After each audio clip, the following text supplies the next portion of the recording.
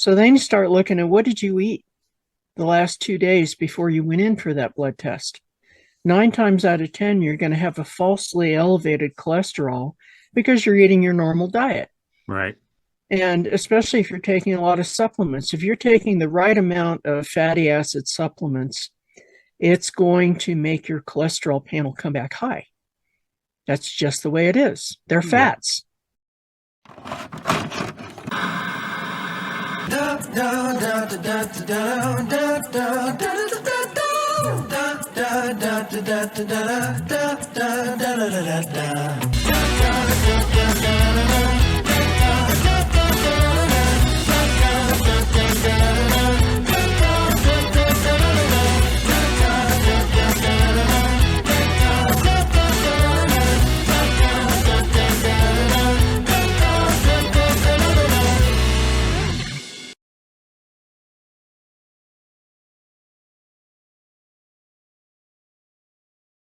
I'm Michael Laine, and joining me today is Dr. Val.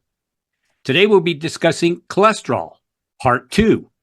In Part 1, we discussed what cholesterol is and why we need it, as well as what tests are used to determine cholesterol levels. We also discussed some problems with the current conventional drug therapies used to lower cholesterol. In this video, we will discuss the treatments that can be employed to lower cholesterol. So how are you doing today, Dr. Val? I'm good, Michael. Thanks. How are you? Good. I'm doing great. And I love this subject because it has been something close to my heart. No pun intended. I have had cholesterol issues in the past. Yeah, you and a good portion of America. And yeah, I don't know about the other countries, but it's a major thing here in the United States. And you know, the number one thing to remember about cholesterol is that it's made in the liver. So also, cholesterol that we take in through our diets goes through the liver. So if you have high cholesterol, your first priority is going to be to look after the health of the liver. You know, and that strikes a tree. I remember when I first started, having cholesterol issues, and I never knew that there was two places that it could, the body can get cholesterol from. I always thought it was food for some reason. Didn't realize the liver, produced that. So that being said, what are the differences between cholesterol produced in the liver versus dietary cholesterol?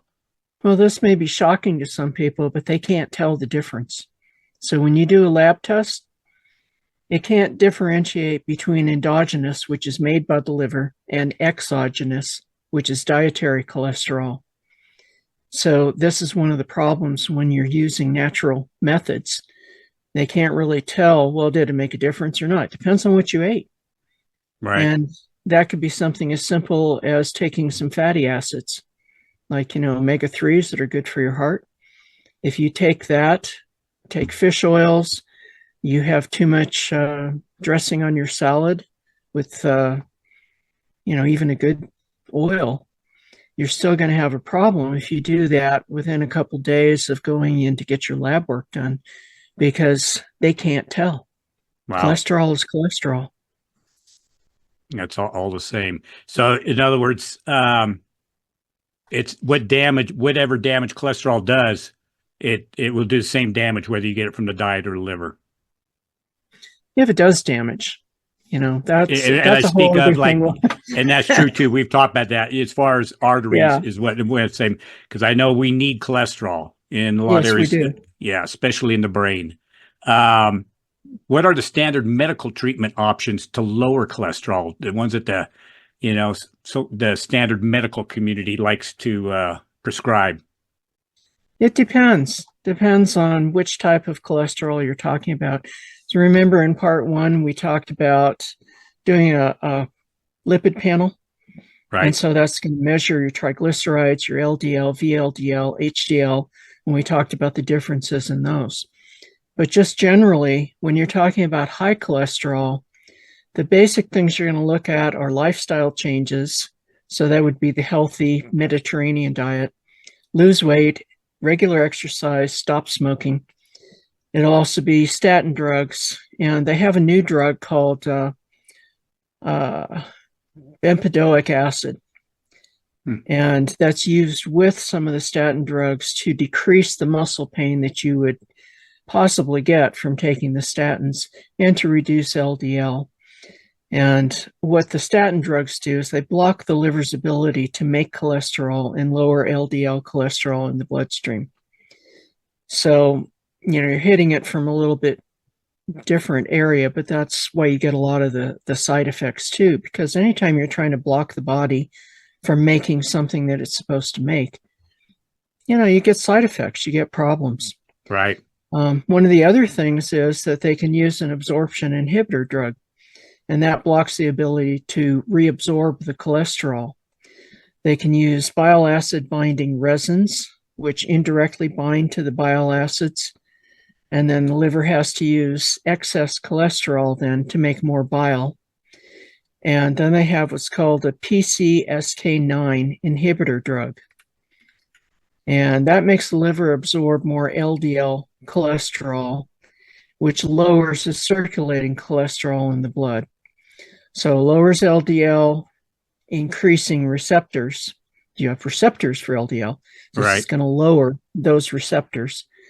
And that works well for those that have familial hypercholesterolemia. Wow, that just And that's the one that doesn't a lot. respond to diet. Yeah. You said I've never heard of the PCSK9 inhibitor drugs, so it sounds kind of complicated process that it goes there. It is pretty complicated. Yeah, to where it stops. So it lowers, lowering circulating cholesterol in the blood. That's interesting. And you're saying so it's people more with what is hypercholesterolemia? Hypercholesterolemia is where you have too much cholesterol. Hyper is above, hypo is below. So last time we talked about the familial hypercholesterolemia, and to determine that, they have a test called apolipoprotein panel, and they will check and see which apolipoprotein the person has. And there are 3 that actually are associated with familial I know it's a mouthful. hypercholesterolemia. I paid big money to be able to say those words, but I still trip over them once in a while. So the main thing is to find out, if you're really dealing with a super high cholesterol problem and nothing's hitting it, then it's probably familial hypercholesterolemia. And at that point, you'd want to be doing the apolipoprotein panel to find out, because then you would want to look at that new drug. Okay. That's the PCSK9. Okay. Because that has been shown to be effective for that. Is there a line? I know 200 total cholesterol has always been the standard for years for just what they consider high and low. Is there another line above that to be in the hyper range? Or is it just anything that's above that, you're getting into it a little bit more. Right. So, but here's something that some people are going to grab it and run with it. And some people are going to go, what? Yeah. And some doctors are going to go, oh, that's preposterous. And other ones are going to go, yeah. Okay, here's the actual facts about cholesterol. They don't know what the hell they're doing. Right. Okay? That's the absolute truth. They think that they've observed that, you have to be below this line in order to avoid heart disease. And other people say, no, you don't. And, I personally have seen that it all kind of correlates with your blood type. So if you're type O, you can have higher cholesterol without any problem. If you're type A, you need to be more strict about it. But the bottom line is they don't really know. And if you've noticed, since they came out with these statin drugs, they keep lowering the range that they say is safe. Now, why would they be doing that? Right. Yes. Think about that. Yeah. The lower that range goes, the more into what's actually normal for a normal human being, then the more people that they can get on their drugs. And those drugs are causing a lot of problems. So like anything else, you don't want to have to be taking drugs long term because there's so many side effects. Then you're going to get pills to take care of those side effects. Then you're going to need more pills to take care of the side effects from those pills. And it's just a never ending cycle. Now, and I had a doctor once, tell me, and this was years ago before cholesterol was really becoming that much of an issue, like and so popular per se as it is now. But even that 200 mark, he even told me it's pretty much just they just drew a line in the sand arbitrarily. Yeah. Yeah, that they didn't really know. They just picked a number. 200 sound good, for total cholesterol. Yeah. And if you're over it, you're considered high. And if you're under it, and at the time I was barely over it, I was like 210. And he was even telling me, don't worry about it. It's not a big deal. They just drew this line in the sand. So, it really gave me pause at the time, like, wow, what are we doing here? Yeah. Yeah. And a lot of people, they get you on these low fat diets, and that's one of the worst things that you can do for your body. Unless you're talking that a low fat diet gets you off of tons of fried foods and no vegetables, Right. no leafy greens. But basically, I told you, I think in the last, in part one, when we discussed diets, that, and when I was in my 20s and riding my horse every day after work and, doing endurance training with the horse, then, I was eating like a pound of steak a day and Wow. smothering it in butter. And I was Right. eating, probably about a half a pound of boiled mushrooms that were boiled in butter and eating all that butter and 3 dozen eggs a week. My doctor about fell off of his chair because my total cholesterol was 90. Wow. You're kidding me. And he said he had never even heard of anybody having a cholesterol that low and being healthy like I was. And, then he was asking me, well, what do you do? And so I told him, well, I'm working all day. And then I get off work and I go grab the horse and I go riding until midnight. And then when I'm done, I get back to my place and I go work out because we had a 24-hour gym. Most of the places where I rented, I always made sure there was 24-hour gym. And I'd go swimming and everything else. And then I go to bed for a couple of hours. So that will keep your cholesterol down. If it doesn't kill you first. Kind of depends what age you are and what kind of shape you're in before you start doing something like that. But it just goes to show that, things have not really changed that much. And people are getting brainwashed about high cholesterol. And, they're so afraid that, if you go above even 1 point, no, you have high cholesterol. Yep. Well, maybe not. If your doctor's telling you that, people, what you do is you ask them, can you tell the difference between dietary or what's made in the liver? When you're looking at my lab test, does it differentiate that? And they'll have to tell you no. So then you start looking at, what did you eat the last 2 days before you went in for that blood test? 9 times out of 10, you're going to have a falsely elevated cholesterol because you're eating your normal diet. Right. And especially if you're taking a lot of supplements, if you're taking the right amount of fatty acid supplements, it's going to make your cholesterol panel come back high. That's just the way it is. They're fats. They're good fats, but it can't tell that. So, just be careful before you go in to have your blood test. Right. Yeah. Kind of like, with most blood tests, they tell you to fast overnight, but you actually need to go back a few days and watch what you're eating. Especially, I remember I used to hear eggs were the big bad thing back in the day because eggs are so high in cholesterol. So it really strikes you, say you're eating, 3 dozen in a week? Oh, yeah, at least. Yeah, and eggs they were the taboo thing. I remember when it was coming up and watch your egg intake, one egg has, X amount of, grams of cholesterol, and that was supposed to be, so bad. Can you touch on, I'd never heard of, you said one of the new standards, it's called I can't even pronounce, impedoic acid.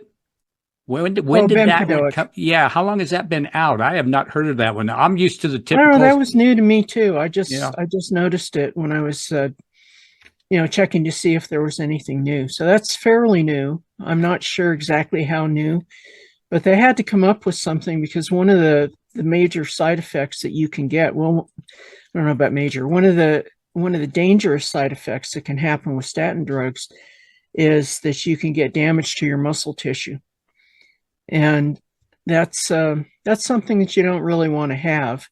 No. And so they had to come up with some way to lower the side effects of the statin drug. So they came up with that bempedoic acid so that you wouldn't have to give as much of the statin drug. Oh, I see. So, yeah. So it's new. I'm you used know. to typicals. I was on Zocor and Lipitor, which you hear a lot about. Yeah. And they'd swap me around till I really realized, the damage they do to the liver and Yeah. got off of them, thankfully. I'd like to touch on, I think one thing that gets kind of passed up a little bit is triglycerides. Yeah. Triglycerides are something that's they're needed to make hormones.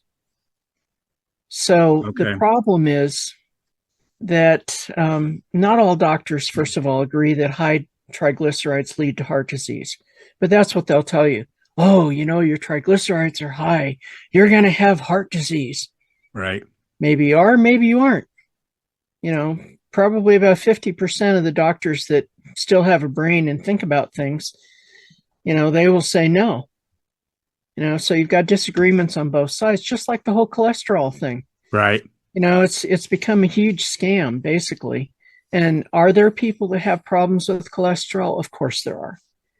But is it as rampant as they think? I don't think so. I certainly haven't seen that. And, I'm stating that from a practitioner's standpoint, where I've had people with really high cholesterol and high triglycerides come in, and I've dropped them down in a week. I mean, massively. And just using natural supplements in diet and exercise. So anyway, triglycerides are the way the body is storing excess calories. So say Okay. you go out to a buffet and you just have a high old time. Maybe you've been towing the line the whole time and you're like, oh, look at all this food I don't normally eat. And you just snarf that stuff down.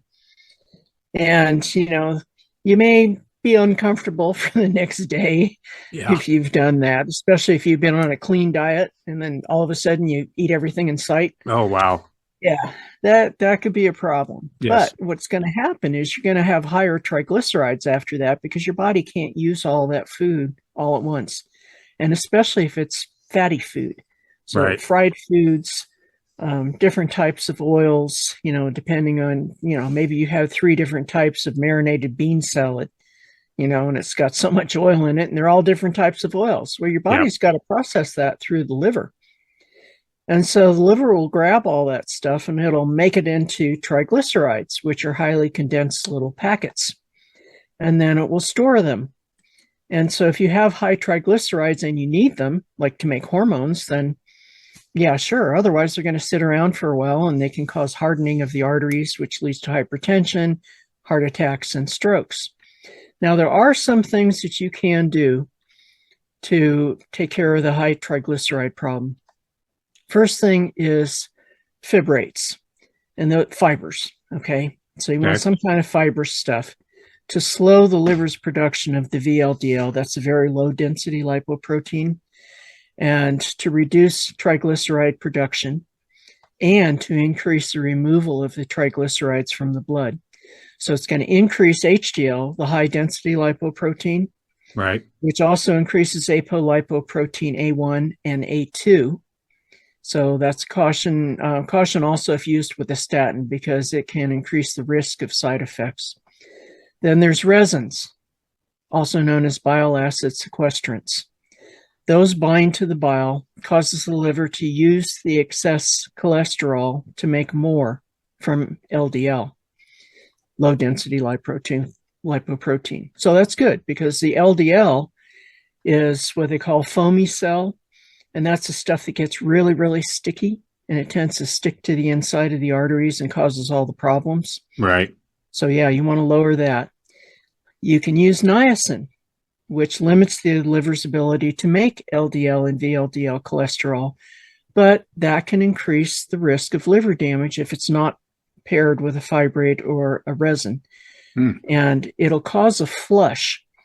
And that flush that's uncomfortable. Like if you look at niacin supplements, a lot of them will say no flush. Well, Right. yeah. That flush, though, is what I use as a naturopathic physician. I want the flush because then I'm going to use Google to grab all the cholesterol it flushes out and take it out of the body.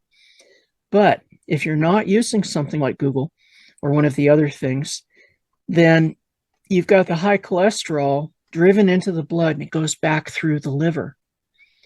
So now you're overloading the liver, and that's why liver damage occurs, because you just like pounded it and it's just too much. And the liver will do its best to try to hide those things and turn them into triglycerides.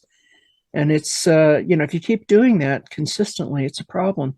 So basically, you're supposed to not go over 1,000 milligrams of niacin a day for more than a month. And, it's safer if you take Google with it or something like that. But that's the thing that needs to be determined on an individual basis. This is why I'm always telling people you need to go find a good holistic doctor. Yes. Whether it's a naturopath or an MD that's got holistic training, or a chiropractor that's got the holistic training, or an oriental medical doctor, whatever you pick. The thing is that you want to make sure that you're having somebody help you go through these things so you don't screw yourself up. Because a lot of people think they can play doctor. And I can tell you, I have had some patients that I have actually had to insult. And I have said, you are not a good doctor.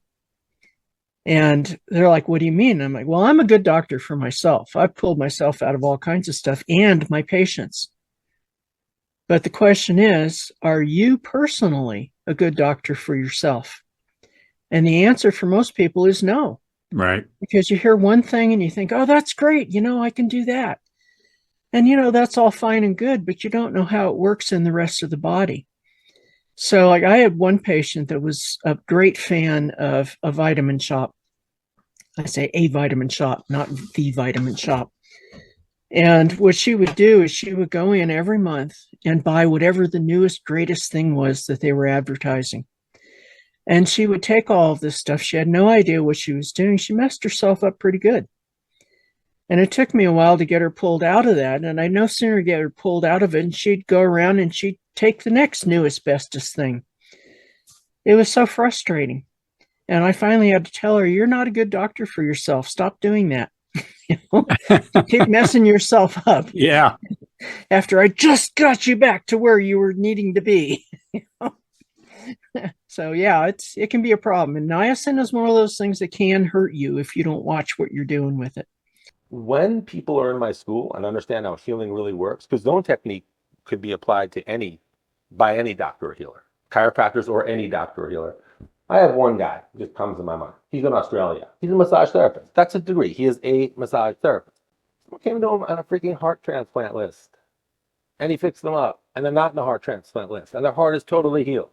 And they go back to the cardiologist who had put them on a heart transplant list, and they're like, we don't know what's going on here, but your heart is totally healed. You are now off the heart transplant list. Your heart is totally healthy. Now, who else can do that?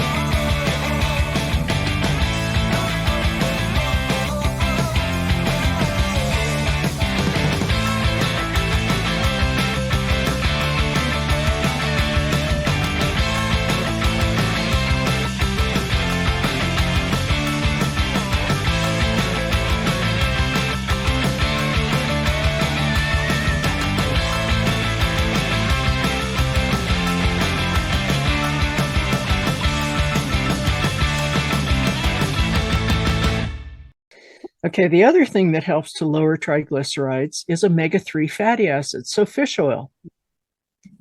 Okay. And, to help with other things too. Right. And then you want to cut back or stop drinking alcohol because, again, alcohol damages the liver. Yep. That makes total sense. Total sense there. And I've taken, the omega-3 fatty acids. I've done quite a bit of that. It's funny, the niacin thing, though, that one was when regular medical doctors, they'd always prescribe me niacin or just tell me to get a niacin supplement. Mm. I could never take it because the flush, even the no flush, was more than I could handle. It was ridiculous. Oh, it's miserable. Yeah. It was miserable. And I just told, I can't take it. But they never told me to pair it with fiber, whether you said it has to be paired with, fibrate or resin. That never came up. They just told me to just take a They don't niacin. know any of that stuff. Yeah. A niacin supplement, take the lower dose, but even the smallest dose, no flush. I mean, my face would swell up and turn total red. Oh, wow. Yeah. It was just like, I'm not doing this again. Are you kidding me? Yeah. So I as many times, and I've tried different supplements, different dosages in the no flush. And I got to the point, niacin is not for me. I can't do it. No, maybe you're getting plenty of niacin from your food. Maybe. Does taking the fibrate help with the flush aspect of it? Yeah, it will. I mean, you'll still get the flush. Yeah. But when you're taking the other stuff, when you're taking the fibrate or the resin, Google's a resin. And when you're taking that stuff, it tends to grab the cholesterol and then you poop it out. Okay. So it takes it right out of the body. So, but then you have to watch what you're doing with your omega-3 fatty acids and all that kind of stuff too. Right. Because you don't want it to grab that. Exactly. Yeah. So you take that on an empty stomach usually twice a day. But that's something that, like I said, you got to be careful, because if you go whole hog and you start taking too much niacin, it will cause liver damage at some point. And, if you've already got liver damage, then that point will be reached a lot sooner. So we want to avoid that. We need the liver to live. Yes, we do. It's, pretty vital there. And luckily, the few times, like I said, I've tried to do niacin, I can't. So I have never been on niacin for any kind of extended period. I could never get past a couple of days of it. I was like, and it would always be enough. I just couldn't do it anymore. Yeah, it's pretty painful. I've always warned my patients, start at a low dose. And if you're flushing too much with that low dose, and cut it by half, do whatever you have to do to get down to where you can tolerate it for a week. And then you can slowly increase it. And, just keep on going. And then finally you can get up to that 1,000 milligrams a day. Right. But you definitely recommend, doing it with the fiber. Yeah, without or the resin. I use the resin. Yeah. You like the resin? Okay. Mm-hmm. But the fiber would be better for people that have kidney disease, because kidney has a hard time handling resins. Okay. Interesting. Okay. Well, that's good to know. How do pharmaceutical cholesterol drugs differ from holistic treatments? Well, the mechanism of the actions is similar, but drugs tend to have more severe side effects due to being unnatural, and they're singular chemicals. Whereas if you look at a plant, the plant has hundreds of checks and balances contained within it. So no side effects or slight side effects might happen, but they're usually nowhere near as severe as you would get from a drug. Yeah, and you mentioned, so, when we got pharmaceuticals versus holistic, one thing that's out there quite a bit is, and I think we touched a little bit on this on part one, but just to kind of, for a quick review about red yeast rice, because I know that's pushed as, as a natural supplement. It's over the counter. And by a lot of people, it's a common one to lower your cholesterol with red yeast rice. But that's not necessarily true, is it?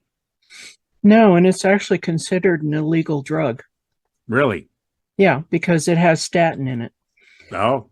And the reason, let's explain that a little bit better. If you remember, I said it has a statin in it, or a statin-like drug. Okay. And actually there's 10 of them called monocolin K. So that is actually the same as the drug lovastatin. Okay. Interesting. And okay. There's 10 of those monocolins in that. So you don't know how much you're getting of the lovastatin type 1 or how much you're getting of the other ones. And while it can be just as effective as other statin drugs, there's a problem in that the amounts contained may differ because it's a natural substance. So the question is, when that yeast was doing its job, how efficient was it? Right. It can vary from batch to batch. And, one of the reasons why pharmaceuticals became so popular way back in the beginning was because it was very easy to overdose or underdose when using a plant. And the big example for that is digitoxin or digoxin, which is actually a toxic poisonous substance from the foxglove plant. And so, everybody was giving people with heart failure digitoxin. And some people got killed from it. Wow. Because it will make your heart beat slower and also with oomph, and that's why it's used. But you have to be careful because you can go over very, very easily. Right. So if you've got a plant that's really got a heavy amount of digitoxin in it, and then the previous batches didn't, then you could see where the problem is. Somebody could overdose easily. So this is the same thing that can happen with using red rice yeast, red yeast rice. And the whole point of staying away from that, as far as I'm concerned, is that it has statin in it, natural statin. Why the hell would you want to do that? It causes too many problems. We have other things that we can do.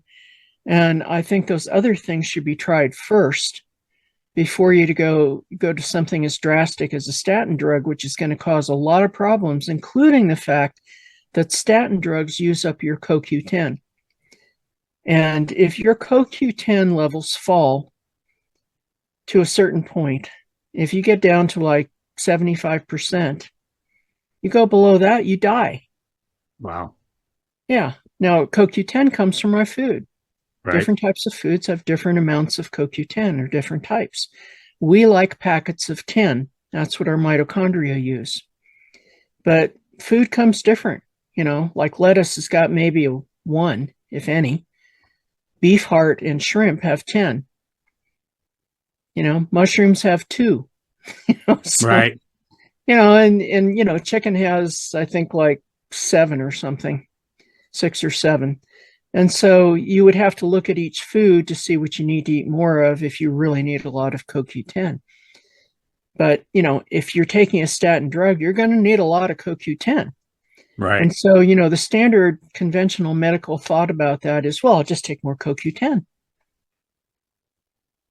I just sit back and shake my head and go, It doesn't work that way, huh?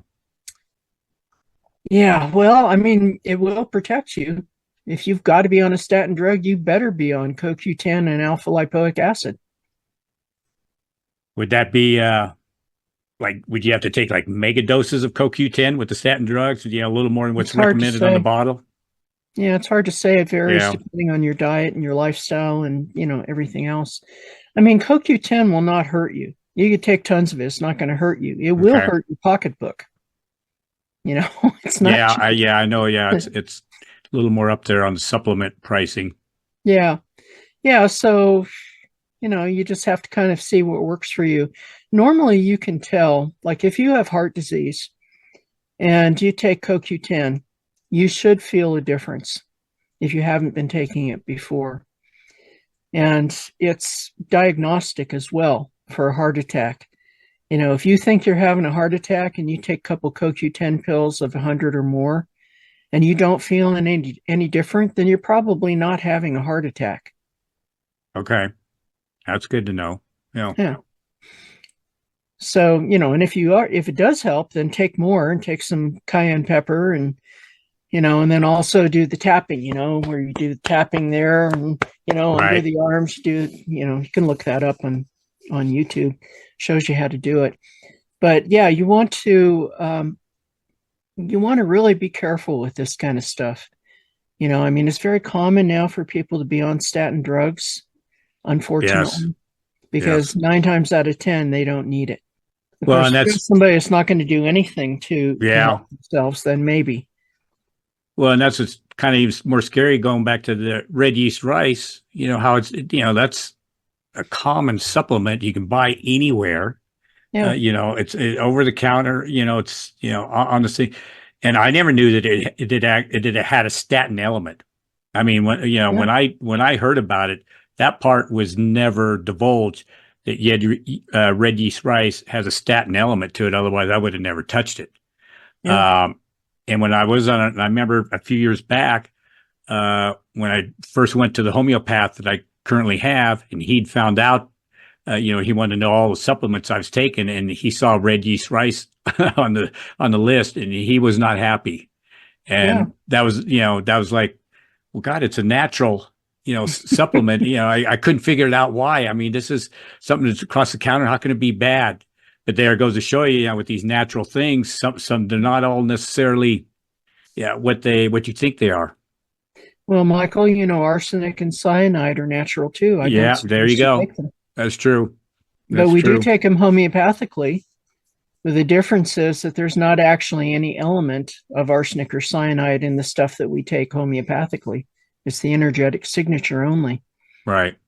So, yeah, that particular stuff can be safe, but you can also, cause problems with that if you're not careful. So everything requires that you use some brain power, do some research, and find out what's actually going to work for you. And is it safe?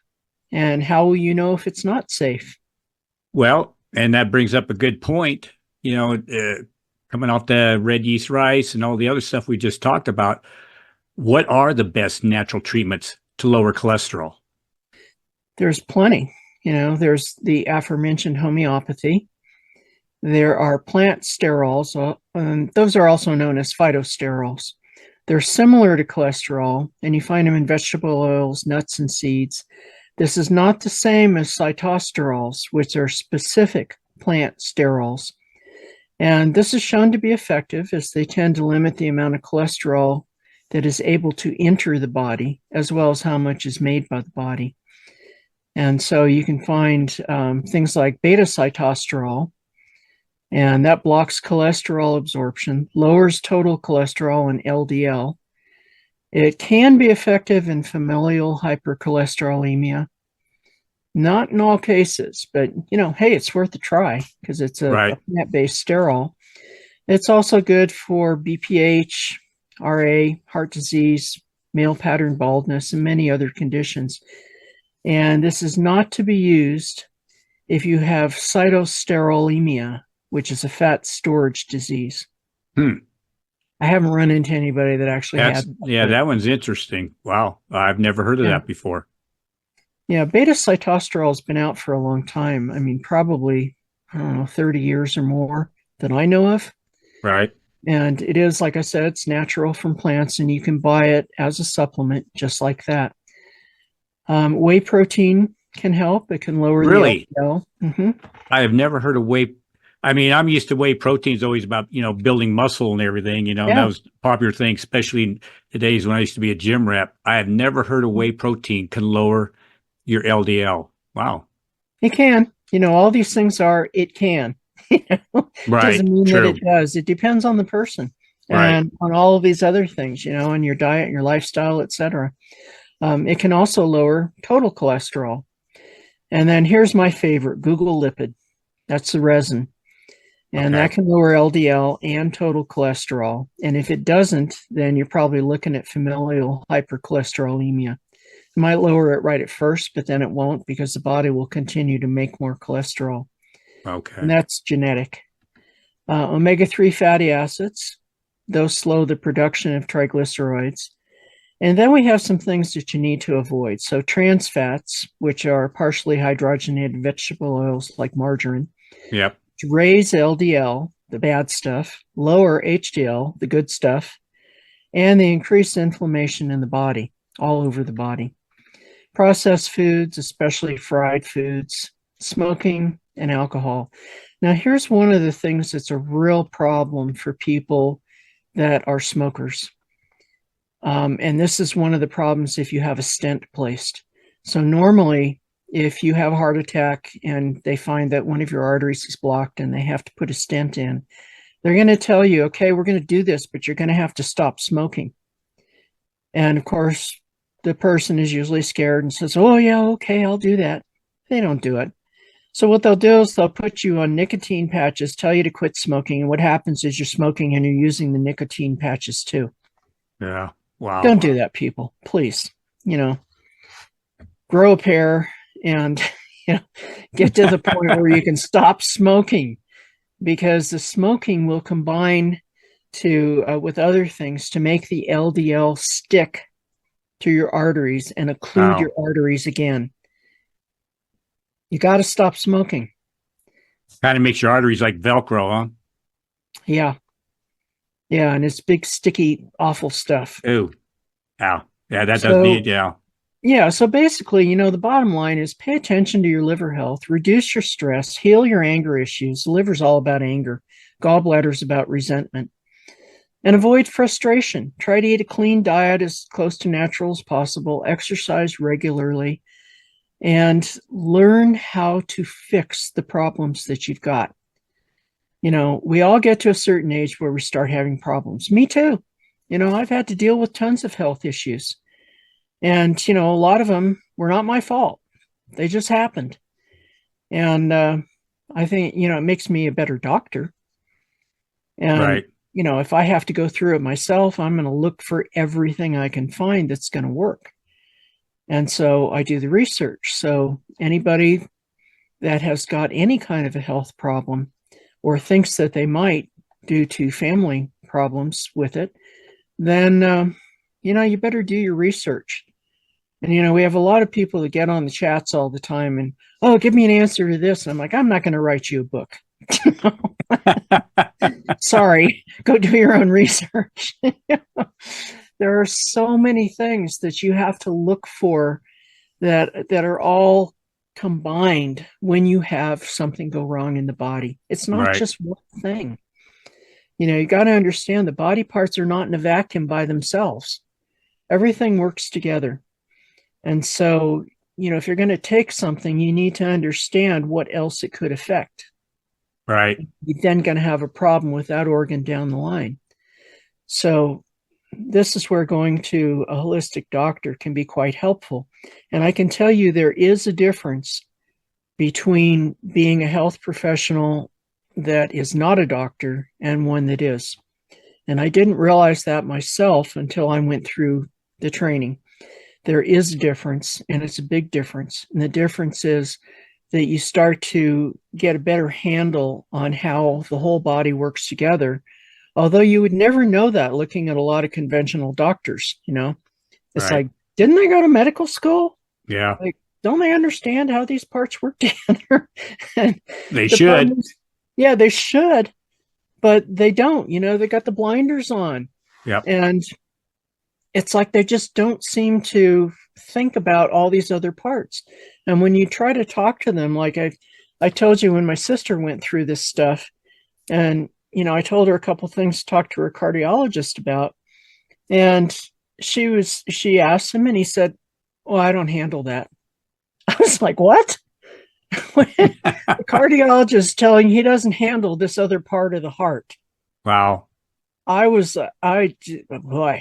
just kind of sat back and went, holy cow, no wonder they can't heal anybody. Yeah. It's just, It's shocking. So people got to do your own research.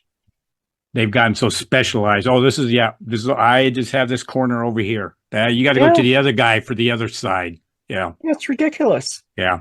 And a lot of the things that we end up having to go to the hospital for can be avoided, but, ask your question and find out, which route to go first. Like, I've told people for a long time, the way that I can help you personally is if you ask me, what do I need to do next? And you give me the history and what's going on and everything, I can tell you, you might want to go over here and do this first.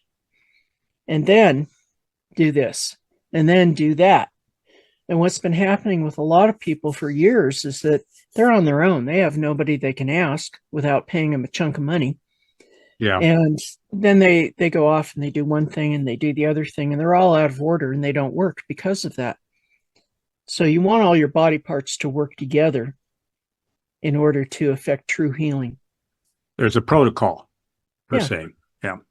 Yeah. Yeah. You want to stay on that protocol.